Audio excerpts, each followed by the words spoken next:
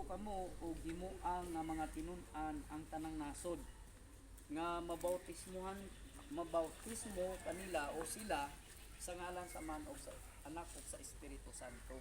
Dugang pa ni Paul diri, gidagdag pa ni Paul diri sa Romans chapter 6 verse 4, Bisaya gid nga pagka-explain ba.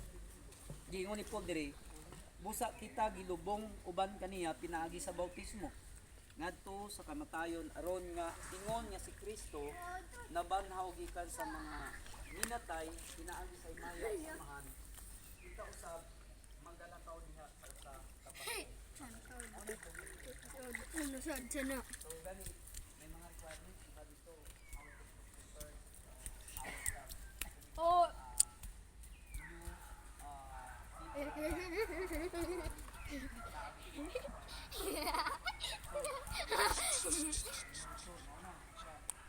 kaya ang ikaduha na rin mga bikinakon Daganagan ka na slide ka lang.